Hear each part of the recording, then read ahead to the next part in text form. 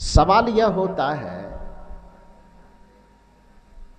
कि हमारे ऊपर उपकार करने वाले इस संसार में चाहे जितने लोग हो, जिन जिन समयों में हो, लेकिन इस जीवन पर सबसे बड़ा उपकार पहले किसका है? आपसे पूछा जाए, हो सकता है कि पूरे जीवन में आपको बहुतों ने सहयोग किया, करेगा आगे भी, लेकिन यदि आपके पास यह सवाल जाए कि सबसे पहले आपके ऊपर में किसने उपकार किया है, उसका क्या नाम लीजिएगा? क्या नाम लीजिएगा? माता और पिता का नाम लीजिएगा ना, क्योंकि और कोई चीज तो बाद में मिलेगा ना। सबसे पहले तो आपको जीवन मिला है, या जीवन किसके मार्फत से आया है?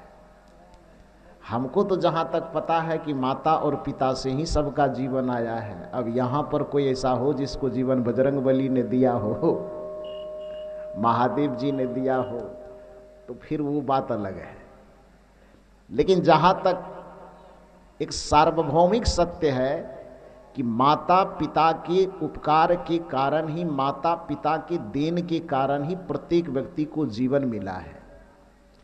गुरु के प्रति हमें, गुरु के द्वारा हमें ज्ञान मिलता है।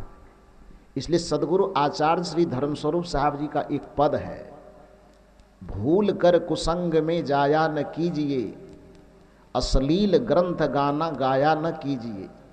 इस भजन के अंदर एक कड़ी आती है, जिनसे जन्म मिला फिर सद ज्ञान जो दिए।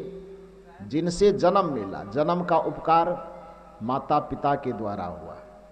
अब उसके बाद जीवन मिलने के बाद जीवन को जिया कैसे जाए? आँख मिलने के बाद आँख से देखा कैसे जाए? कान तो मिला माता पिता से, लेकिन कान से सुना क्या जाए?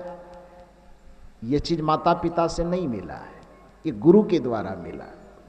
पैर मिला है माता पिता के द्वारा, लेकिन पैर से चला कहाँ जाए, यह ज्ञान हमें गुरु के द्वारा मिलता है।